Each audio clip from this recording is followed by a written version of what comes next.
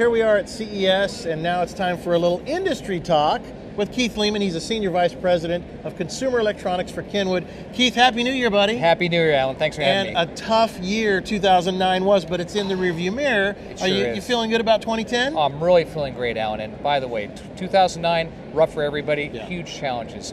The consumer electronics industry took it really on the chin this year. And mobile electronics in particular, we've had double-digit loss this last year, largely because of the economy and what's going on in the car business just in general. You're talking about the mobile electronics business? Well, the mobile electronics, but the automotive business as well. Automotive, yeah. So that's been a real challenge for everybody. But we learned a lot. Yeah. We learned how to do more with less. And we've made some changes, haven't made all a heck of us? of a lot of changes. The world. All of us have made changes, and now I think these are changes that are going to stay in place for quite a long time now, which means that from a business standpoint, once we do get out of this, and we will get out of this at some point, all those efficiencies that we've gained and all the things that we've saved, those are all going to stay in place, and then we're just going to go along do our business, and we're going to be more profitable, and we're going to be a whole lot happier. I think that's the name of the game right there. All right, so 2010 is here. We're at the big trade show of the year, early in the year, and you guys have just launched how many new products? 56 new products. Wow. Yeah. 56. 56. That's a pile. I don't mean little iPod cables and speaker grills. I mean real products that you can put in your car and enjoy. And it was a lot of work, wow. but I think that's what our company is all about. We know what our customers need. We know there's a lot of business out there. There's a lot of different customers out there. They have different wants. They have different desires. Let's face it, Alan. We don't make things that people need. Right. We make things that they want.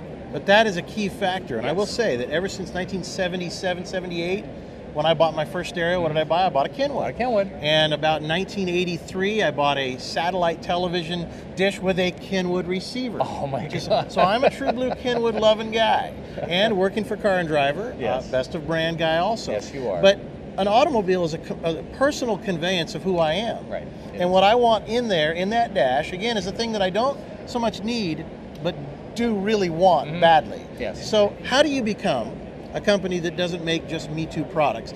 And I know you don't, but it's got to be a hard task. Yeah, you got to do it on purpose. You have to decide who you are. You need a brand identity.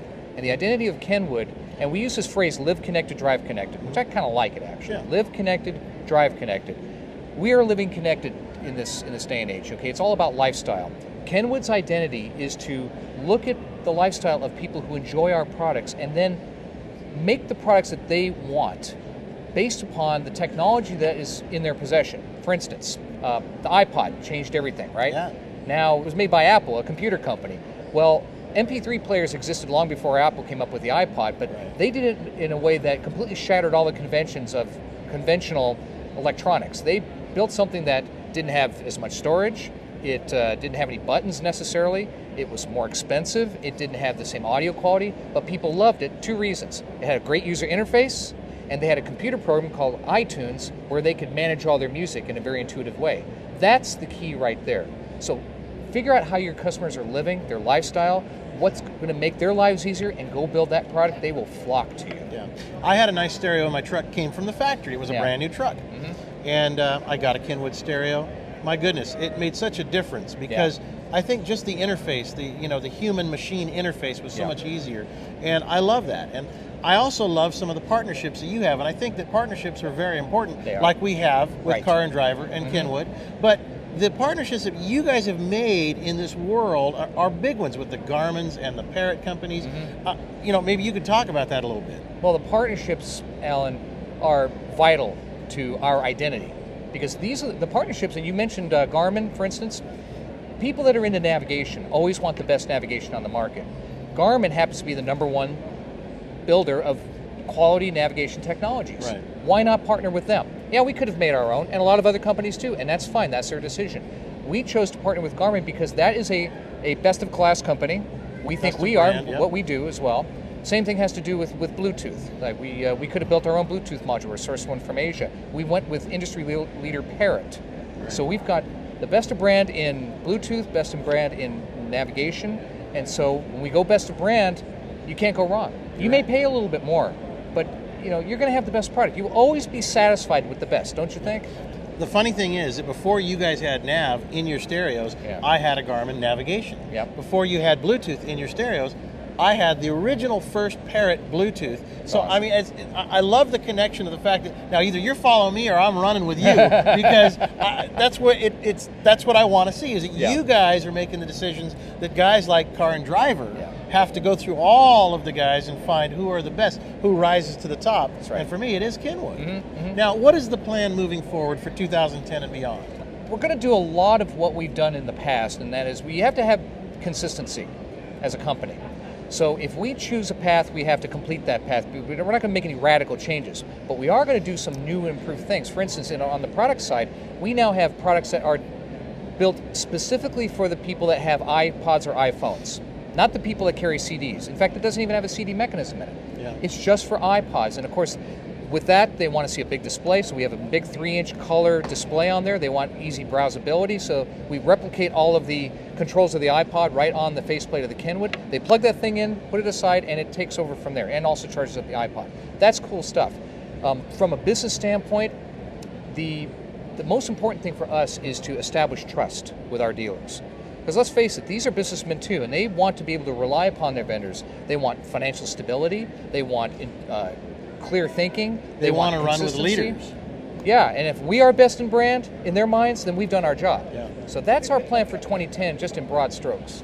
Talk about this leadership plan. Yeah. I mean, is that what you're calling it? I noticed it's even on your guys' shirts. Well, a leader is someone who has an idea of where they're going and a plan to get there. Okay. Now, we'd have that. We've had this for some years, but I think it was time for us to be a lot more graphic about it this time. So let's lay it all out. So we laid out a number of different areas. One was, we defined what leadership was. For instance, in 2009, Kenwood achieved top 5 ranking in all 5 major product categories. Wow. Now, we're the only full-line supplier to actually have that, and we've done it for the last 3 years. Now, we haven't exactly kept it a secret, but I think now is the time for everybody to stand up and be counted. So this is who we are. And why is that important to Kenwood? It shows that we're not just popular in one category. We are popular in all categories. So there's got to be a lot of strength in that. So there's strength in numbers. So there's the leadership side. And we go on to the program side. We have all these multiple programs for our dealers so they can enjoy enhanced profitability if they plan their business out with Kenwood. So behind that, we also have sell-through activity. We have consumer rebates, courtesy of Garmin, our relationship with Garmin. Backup camera promotions. We also are planning promotions with HD Radio and also with the dealer, where if they have special promotions coming up in advance, we can react to that well in advance and really help them maximize their sales. Close out the year with Black Friday promotion, and then we do model transition, and then we do it all over again. It's consistent, and they expect it, and they love it. Well, celebrating 30 years, you and me both, because I've been buying your products for that many years. Congratulations. Thanks, Alan. 30 years and another, hopefully another 30 more on top of that you and I will be around playing with cars. We'll be around. Absolutely. Pushing a walker going, yeah, remember the days at Kenwood? Yeah. Well, I have been using the products for 30 years and proud to be a part of my association here with Kenwood. Thank and my you, friend Alan. Keith Lehmann, who's the Senior Vice President of Consumer Electronics. And here we are at the biggest industry show of the year, CES in Las Vegas. I'm Alan Taylor for Car and Driver. Thanks for watching.